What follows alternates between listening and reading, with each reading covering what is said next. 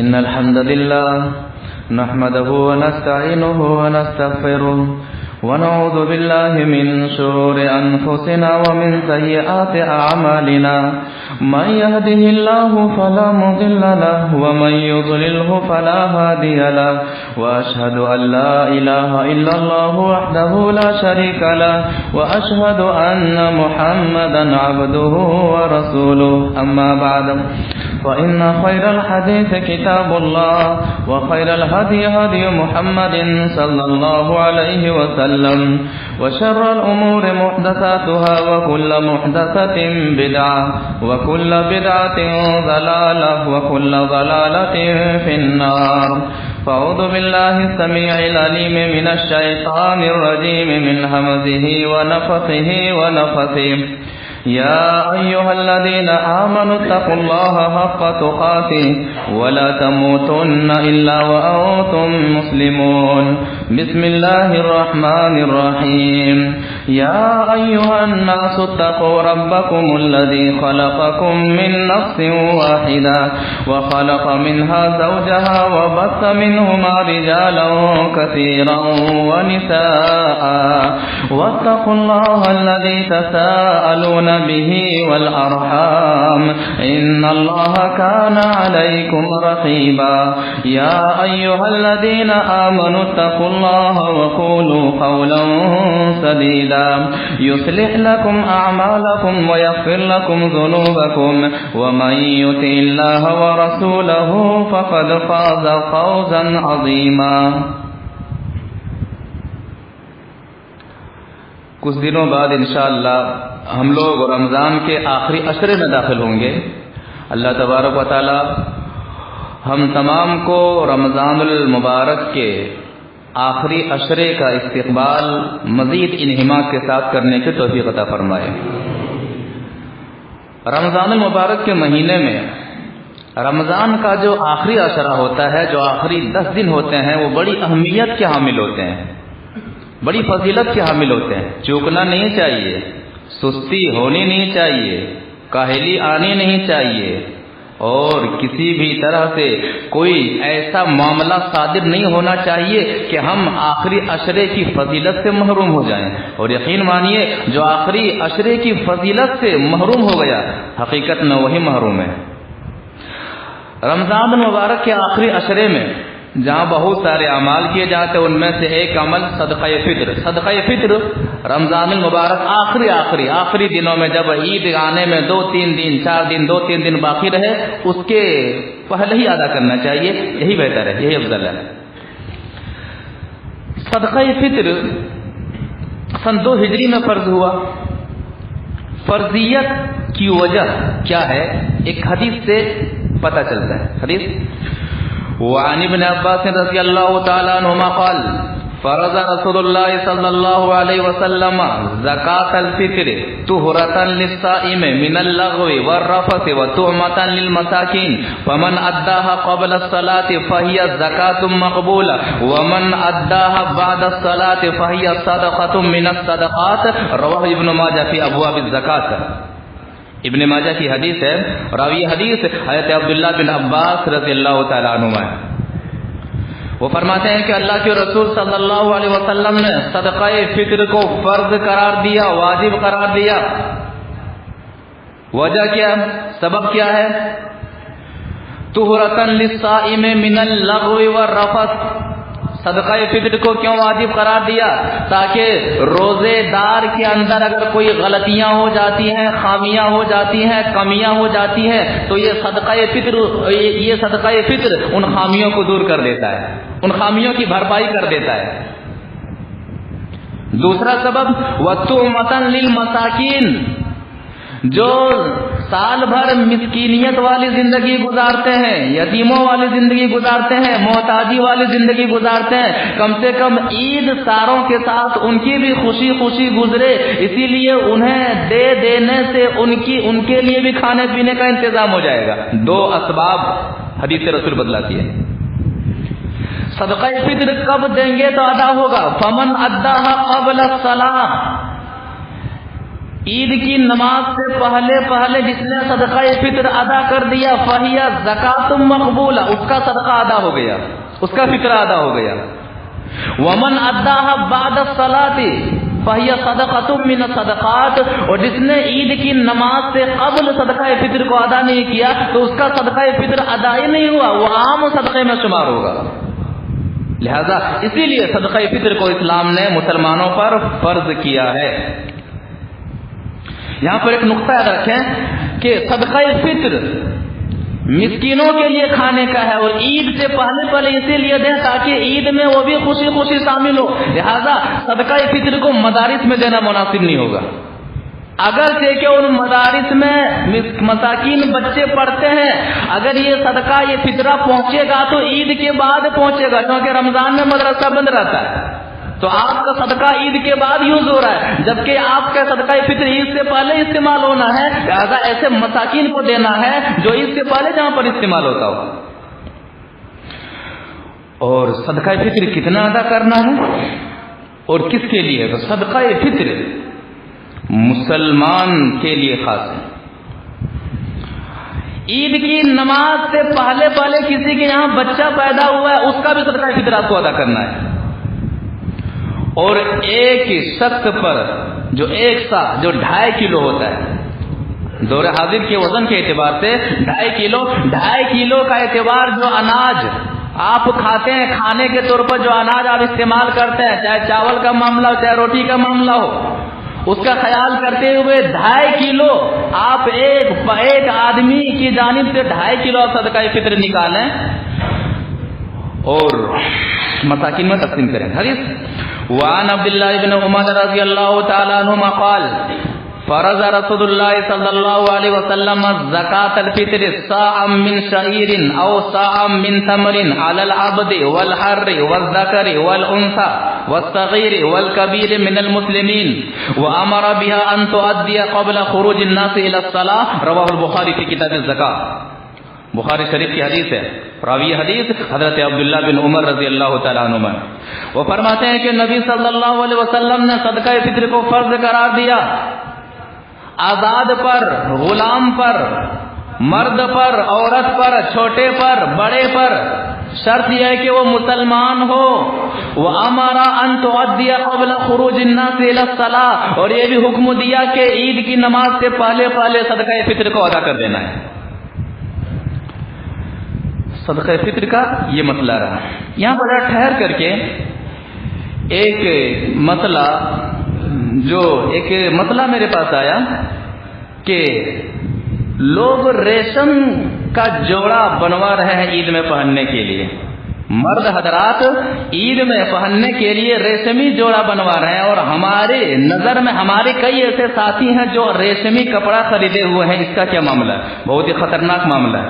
میں مختصراً اس کو بتا کر کے میں آگے بڑھ جاؤں گا. حدیث وعن ابی موسیٰ الاشعری رضی اللہ تعالیٰ عنہ قال قال رسول اللہ صلی اللہ علیہ وسلم الحریر والذهب حلال لاناس امتی حرام علی ذکورها. رواہ احمد فی مسند احمد کی حدیث ہے. راوی حدیث حضرت ابو موسیٰ الاشعری رضی اللہ تعالیٰ عنہ ہے. وہ فرماتے ہیں کہ اللہ کے رسول صلی اللہ علیہ وسلم نے فرمایا الحریر والذهب حلال لاناس امتی، امت محمدیہ کی عورتوں کے لیے سونا حلال ہے، ریشم حلال ہے.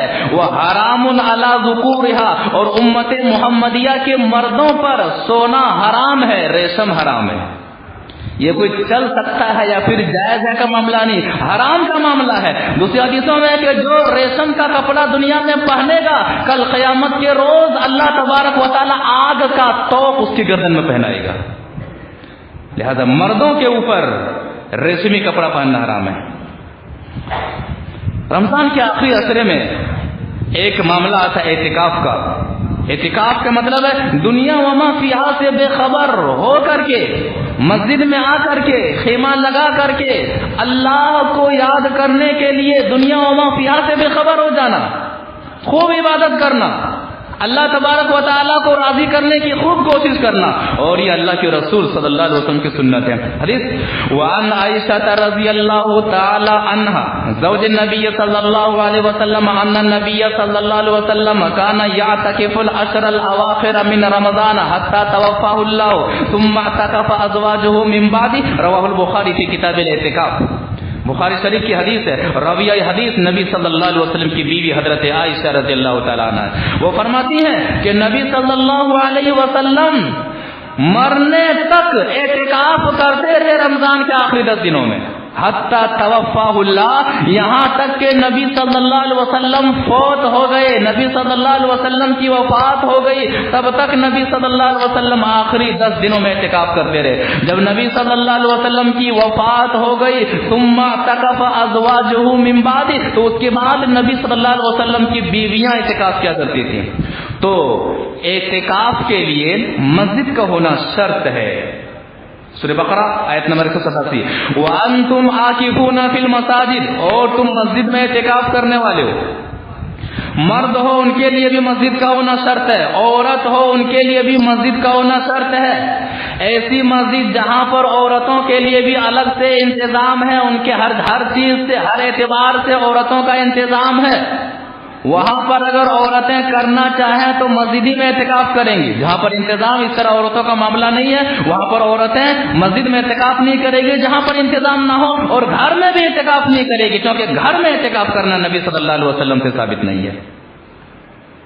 حدیث وعن ابن عمر رضی اللہ تعالی عنہما ان النبی صلی اللہ علیہ وسلم کان یعتکف العشر الاواخر من رمضان، قال نافع وارانی عبد اللہ المکان الذي کان یعتکف فیہ رسول اللہ صلی اللہ علیہ وسلم من المسجد، رواہ ابو داؤد فی کتاب الاعتکاف۔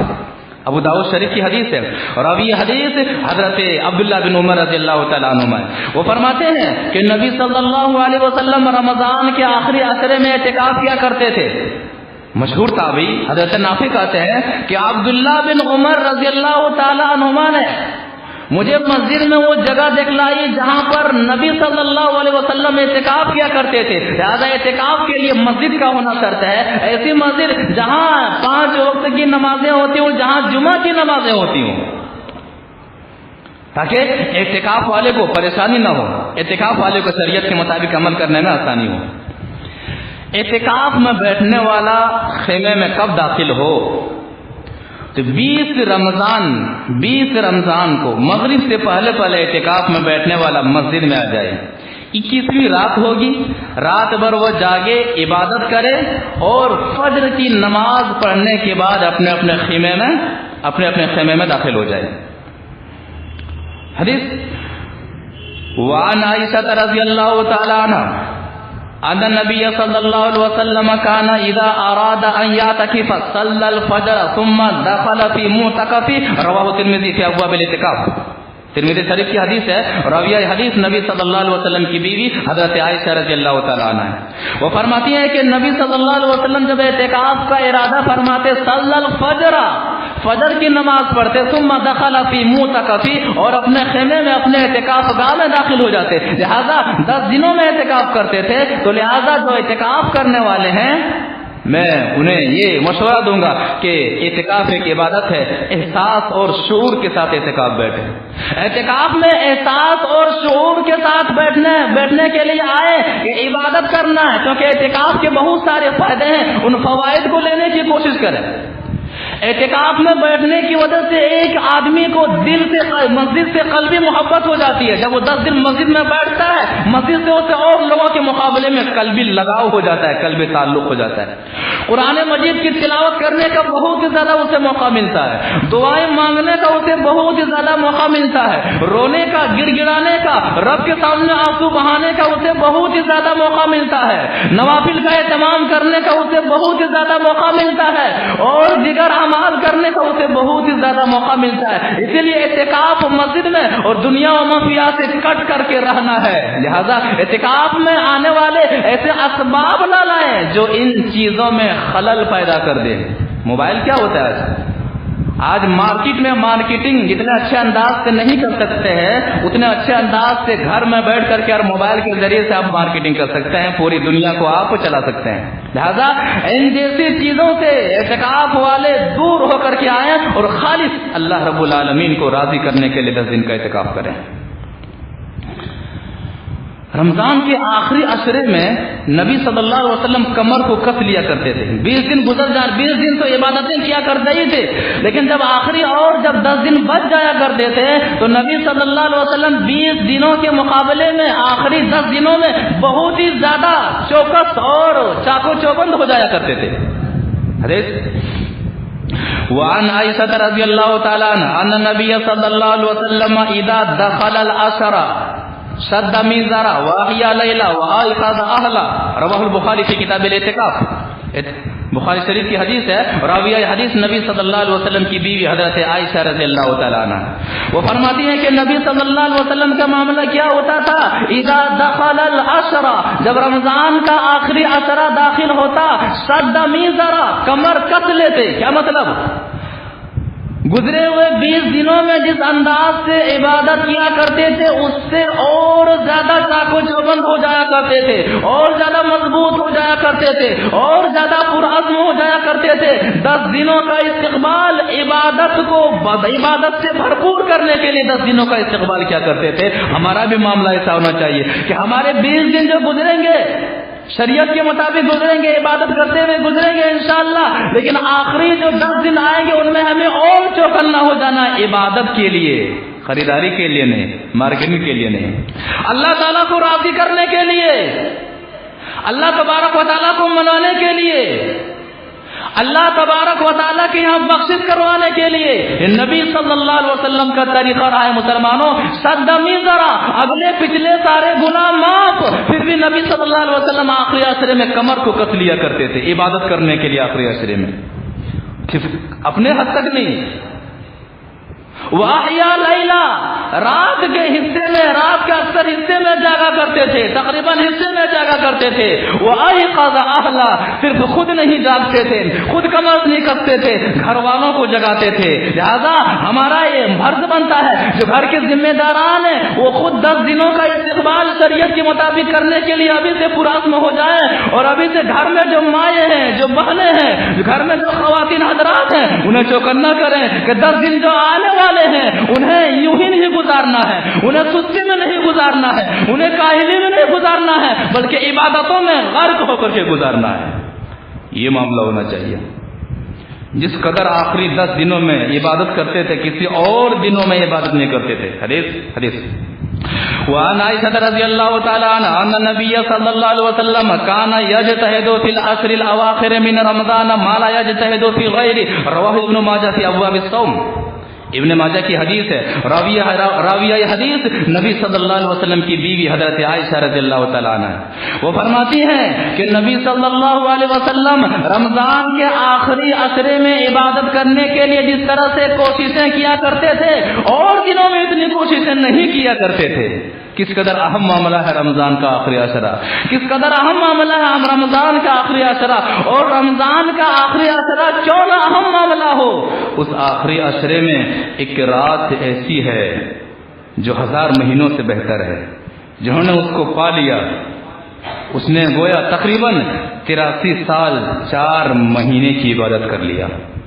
83 سال 4 مہینے کی عبادت کر لیا. رمضان کے آخری عشرے میں لیلۃ القدر کو تلاشنا ہے، شب قدر کو تلاشنا ہے. پشت پر بوجھ ہے گناہوں کا. کہنے والوں نے کہا تھا لیلۃ القدر کی اہمیت کو بتاتے ہوئے کہ پشت پر بوجھ ہے گناہوں کا، لیلۃ القدر کی تلاش میں ہوں کہ پشت پر بہت سارے گناہ ہیں، لیلۃ القدر کی تلاش میں ہوں. کب وہ آئے کہ رب اس رات کو پاؤں، عبادت کروں اور اللہ تبارک و تعالیٰ مجھے معاف فرما دے. کیا معاملہ ہے؟ اللہ تبارک و تعالیٰ اس تعلق سے ایک سورت ہی کو نازل فرماتا ہے. اللہ تعالیٰ فرماتا ہے انا انزلناہ فی لیلۃ القدر، ہم نے قرآن کو شب قدر میں اتارا. وما ادراک ما لیلۃ القدر، اور تجھے کیا معلوم کہ شب قدر کیا ہے؟ لیلۃ القدر خیر من الف شہر، شب قدر 1000 مہینوں کی عبادت سے بہتر ہے، 83 سال 4 مہینوں کی عبادت سے بہتر ہے۔ معاملہ کیا ہوتا ہے؟ تنزل الملائکۃ والروح فیہا باذن ربہم من کل امر، معاملات کو انجام دینے کے لیے آسمان سے فرشتے بھی اترتے ہیں اور فرشتوں کے سردار جبریل علیہ السلام بھی اترتے ہیں۔ تنزل الملائکۃ والروح فیہا باذن ربہم من کل امر سلام ہی حتی مطلع الفجر، یہ رات سلامتی والی ہوتی ہے اور فجر تک یہ رات سلامتی والی ہی رہتی ہے۔ کیا معاملہ ہے، کتنا اہم معاملہ ہے کہ مکمل رات سلامتی والی رات ہوتی ہے، امن والی رات ہوتی ہے۔ لیلۃ القدر، قدر کا کیا معنی ہے؟ قدر کے عموماً 3 معنی ہوتے ہیں۔ ایک مرتبے والی رات ہے، یہ جو رات ہے مرتبے والی رات ہے، عظمت والی رات ہے۔ اس رات کی عظمت کو پانے کی کوشش کریں، یا تو یہ جو رات ہے یہ فیصلوں والی رات ہے، اندازہ لگانے والی رات ہے۔ اس رات میں فیصلے کیے جاتے ہیں کہ آئندہ یہ رات آنے تک کون دنیا میں زندہ رہے گا اور کون زندہ نہیں رہے گا، کون کتنا کمائے گا اور کون کتنا نہیں کمائے گا۔ یا تو یہ رات تنگی والی رات ہے، یعنی ہم نے قرآن کو تنگی والی رات میں اتارا۔ کیا مطلب؟ اس رات میں زمین کے اوپر آسمان سے اتنے زیادہ فرشتے اترتے ہیں کہ زمین تنگ ہو جاتی ہے، زمین میں کہیں پر پاؤں رکھنے کی جگہ نہیں ہوتی، اس قدر تنگ ہو جاتی ہے۔ اس کی تائید ایک حدیث سے بھی ہوتی ہے۔ حدیث وعن ابی ہریرہ رضی اللہ تعالی عنہ قال قال رسول اللہ صلی اللہ علیہ وسلم لیلۃ القدر لیلۃ سابعۃ او تاسعۃ وعشرین ان الملائکۃ تلک اللیلۃ فی الارض اکثر من عدد الحصى، رواه ابن خزیمہ فی صحیح۔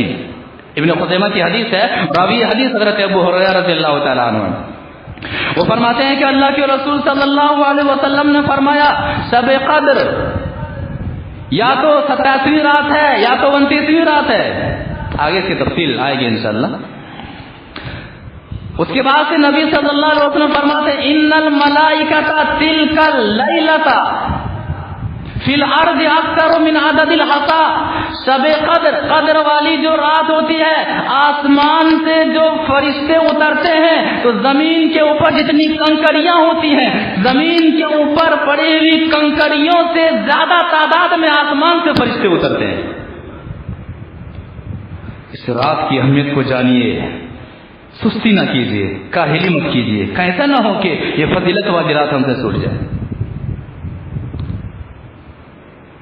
لیلۃ القدر کے بارے میں نبی صلی اللہ علیہ وسلم نے کیا فرمایا تھا؟ حدیث وعن انس بن مالک رضی اللہ تعالی عنہ قال دخل رمضان فقال رسول الله صلى الله عليه وسلم ان هذا الشهر قد حضركم وفيه ليلة خير من 1000 شهر فمن حرمها فقد حرم الخير كله ولا يحرم خيرها الا المحروم، رواه ابن ماجہ في ابواب الصيام۔ ابن ماجہ کی حدیث ہے، راوی حدیث ہے انس بن مالک رضی اللہ تعالیٰ عنہ، وہ فرماتے ہیں کہ نبی صلی اللہ علیہ وسلم نے فرمایا جب رمضان کا مہینہ داخل ہو گیا کہ لوگوں رمضان کا مہینہ آ چکا ہے، اس میں ایک رات ایسی ہے جو 1000 مہینوں کے برابر نہیں، 1000 مہینوں سے بہتر ہے عبادت میں۔ جو اس رات سے محروم ہو گیا حقیقت میں وہ ساری بھلائیوں سے محروم ہو گیا، ساری بھلائیوں سے محروم ہو گیا۔ وَلَا يُحْرَمُ خَيْرَهَا إِلَّا الْمَحْرُومُ، اور اس رات کی بھلائیوں سے وہی شخص محروم ہوتا ہے جو حقیقت میں بدقسمت ہے، جو حقیقت میں محروم ہے۔ قدر کیجیے اس رات کی، کب تلاش کریں اسے؟ بہت سارے اختلافات ہیں۔ امام ابن حجر رحمہ اللہ نے فتح الباری کے اندر 40 اقوال نقل کیے ہیں۔ امام شوکانی رحمہ اللہ نے نیل الاوتار کے اندر 145 اقوال نقل کیے ہیں۔ حدیث کو سامنے رکھیں تو آخری عشرے میں جو 5 طاق راتیں ہوتی ہیں، 21ویں رات، 23ویں رات، 25ویں رات، 27ویں رات اور 29ویں رات، آخری عشرے کی جو 5 طاق راتیں ہوتی ہے ان راتوں میں سے کوئی ایک رات شب قدر ہوتی ہے۔ لہذا ہمیں پتہ نہیں کہ وہ کون رات ہوتی ہے، اتنا پتہ ہے کہ 5 طاق راتوں میں کوئی ایک رات ہوتی ہے، لہذا ہمیں 5 راتوں میں جاگنا ہے، 5 راتوں میں عبادت کرنی ہے۔ اس سے کیا ہوگا کہ ہمیں شب قدر بھی مل جائے گا اور بقیہ تو 4 راتوں میں ہم جو عبادت کریں گے شب قدر کو تلاش کرنے کے لیے الگ سے ہمیں اس کے لیے نیکیاں ملیں گی۔ حدیث وعن عائشہ رضی اللہ تعالی عنہ قالت ان النبي صلی اللہ علیہ وسلم قال تحروا ليلة القدر في الوتر من العشر الاواخر في العشر الاواخر من رمضان رواه البخاری في کتاب ليلة القدر.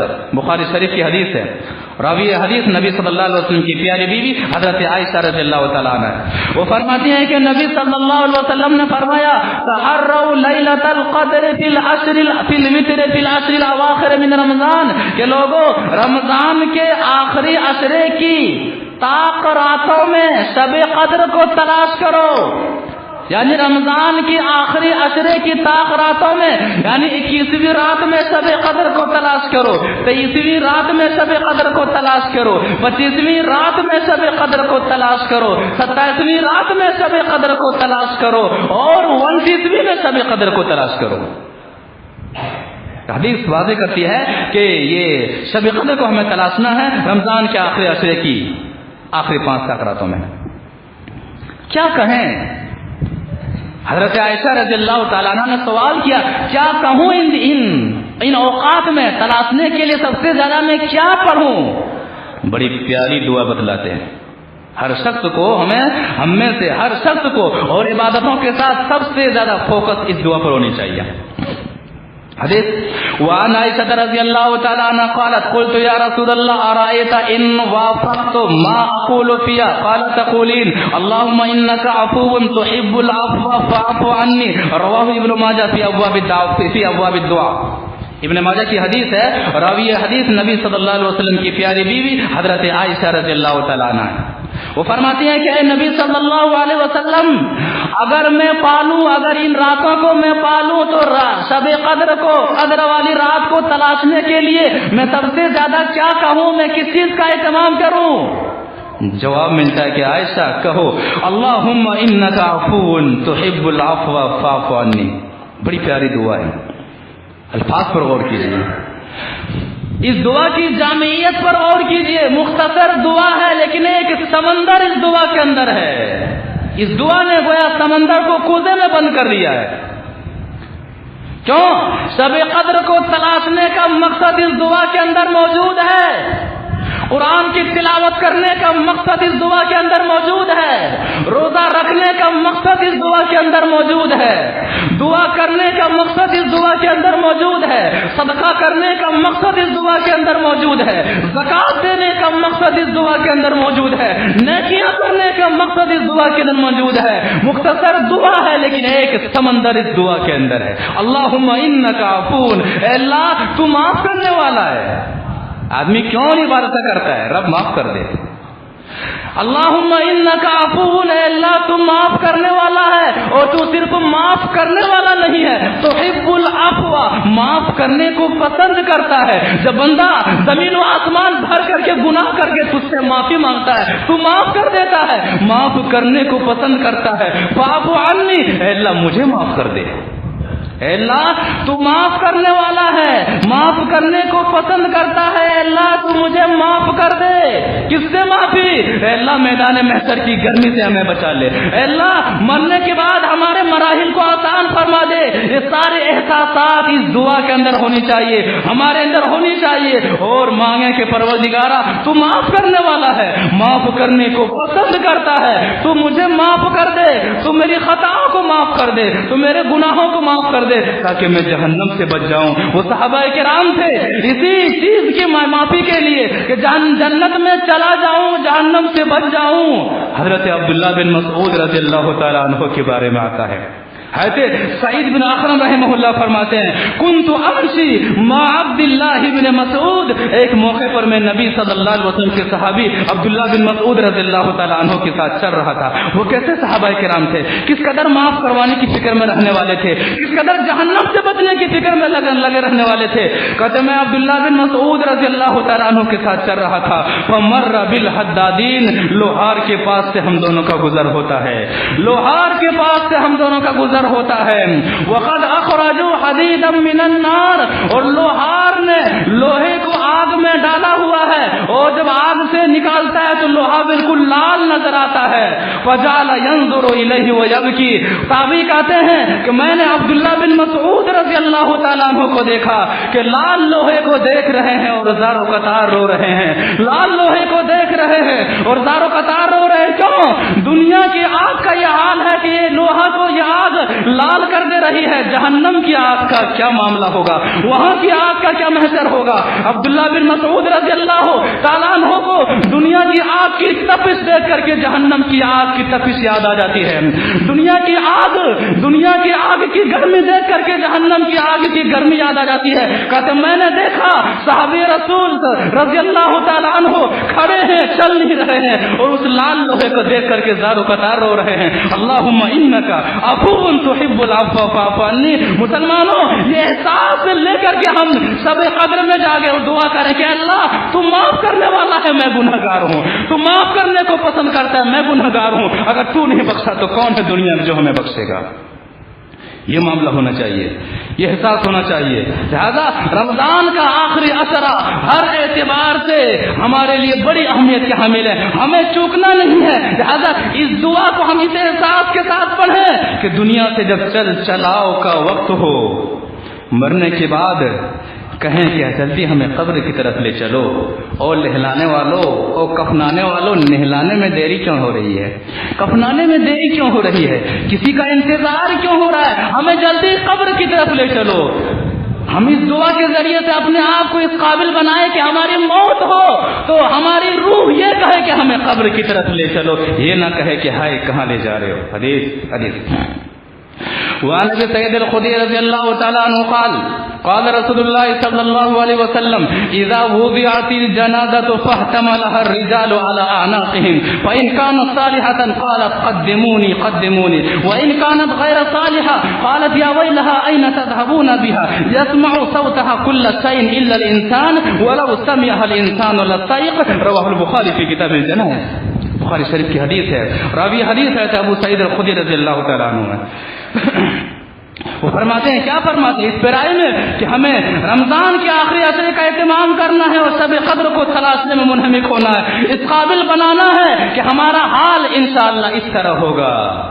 نبی صلی اللہ علیہ وسلم نے فرمایا اذا وضعت الجنازہ, جب جنازہ تیار کر دیا جاتا ہے, رکھ دیا جاتا ہے, فاحتملها الرجال على اعناقهم, لوگ قبرستان لے جانے کے لیے کندھوں پر اٹھا لیتے ہیں. فان كانت صالحہ, اگر جنازہ صالح ہوتا ہے, نیک ہوتا ہے, اللہ ہم سب کو صالح بنا, ہم سب کو نیک بنا, ہمارے اعمال کو اس قابل بنا دے کہ جب دنیا سے چل چلاؤ کا وقت ہو تو ہماری نیکیاں زیادہ ہو, ہمارے گناہ کم ہو. اے اللہ, جو آخری عشرہ آ رہا ہے اس میں ہمیں اس قدر عبادت کرنے کی توفیق دے کہ ہم جو گناہگار ہیں پروردگار تو ہماری دعاؤں کو سن لے اور ہماری خطاؤں کو تو دھو دے. فإن كانت صالحہ, جنازہ اگر نیک ہوتا ہے, صالح ہوتا ہے, قالت قدمونی قدمونی, کاندھا دینے والوں سے جنازہ کہتا ہے کہ کاندھا دینے والوں جلدی لے چلو قبر میں, جلدی لے چلو قبر میں, قبر کی نعمتیں میرا انتظار کر رہی ہیں, قبر میں جنت کی ہوائیں میرا انتظار کر رہی ہیں, جنت کی خوشبوئیں میرا انتظار کر رہی ہیں, جنت کی نعمتیں میرا انتظار کر رہی ہیں. جنازہ اگر نیک نہیں ہوتا ہے, صالح نہیں ہوتا ہے, گنہگار ہوتا ہے, قانون شریعت کے خلاف گزار کر کے جانے والا ہوتا ہے, جانتے کیا کہتا ہے, یا ویلہا, اے مجھے چھوڑنے والوں, اے مجھے کاندھا دے کر شہر خموشہ میں پہنچانے والوں, زندگی میں تم لوگوں کے ساتھ میں گا رہا تھا, سب کے ساتھ میرا اٹھنا بیٹھنا تھا, اے مجھے کسی خاموش جگہ میں دفنانے کے لیے لے جانے والوں, این تذهبون بها, مجھے کہاں لے جا رہے ہو, مجھے اس مصیبت کی جگہ میں کیوں لے جا رہے ہو, مجھے اس پریشانی کی جگہ میں کیوں لے جا رہے ہو. حدیث کہتی ہے یسمع صوتها كل شيء الا الانسان, آواز اس کی آواز کو انسان کے علاوہ ہر چیز سنتی ہے. آواز اتنی خطرناک ہوتی ہے, اتنی دردناک ہوتی ہے. حدیث کہتی ہے ولو سمع الانسان لصعق, الصائق، اگر انسان اس دردناک آواز کو سن لے گا آدمی اسے دفنانا چھوڑ دے گا، سارے کے سارے لوگ بے ہوش ہو جائیں گے، کوئی کاندھا دینے والا نہیں ہوگا، کوئی قبرستان تک لے جانے والا نہیں ہوگا۔ اللہم انک عفو تحب العفو فاعف عنی۔ مسلمانوں، رمضان کا آخری عشرہ آ رہا ہے، اللہ کے واسطے اپنے اعمال کا جائزہ لیجیے، اپنے آپ کا محاسبہ کیجیے۔ زندگی مختصر ہے، لیکن زندگی کے بعد جو زندگی ملنے والی ہے وہ مختصر نہیں ہے، وہ لامحدود زندگی ہے۔ کچھ کر کے جائیے، کچھ کر کے جائیے، اور جو راتیں آ رہی ہیں، جو تراشنے کے لیے جو ایام آ رہے ہیں، نیکیاں کرنے کے لیے جو راتیں آ رہی ہیں، شاید آئندہ سال ہماری زندگی میں وہ آئے نہ آئے، لہذا غنیمت جانیں، عبادت میں گزاریں اور صرف عبادت میں گزاریں، اور صرف عبادت میں گزاریں، کسی اور کاموں میں نہ گزاریں۔ دوستوں یاروں میں بیٹھ کر کے وقت کو برباد کرنے میں اللہ کے واسطے نہ گزاریں۔ ہماری ایک دینی خواہش اور دینی گزارش ہے کہ دوستی یاری میں ان راتوں کو، ان دنوں کو، ان ایام کو نہ گزاریں، غلط چیزوں میں ان ایام کو نہ گزاریں، غلط باتوں میں ان ایام کو نہ گزاریں۔ اللہ کے واسطے اللہ کو راضی کرنے کے لیے شریعت کے مطابق کچھ نیکیاں کر کے جائیں کہ جب کل اللہ تبارک و تعالی ہم سے پوچھے ہم کہہ سکیں کہ پروردگار میں نے یہ نیکیاں کی ہیں، میں نے یہ اعمال کیے ہیں، میں نے یہ کردار کیے ہیں۔ اللہ تبارک و تعالی ہمیں شریعت کے مطابق آنے والے 10 دنوں کا استقبال کرنے کی توفیق عطا فرمائے۔ یہ رہی رمضان کے تعلق سے، رمضان کے آخری عشرے کے تعلق سے چند باتیں۔ اس سے ہٹ کر میں 2-4 منٹ میں کچھ باتیں کہنا چاہتا ہوں۔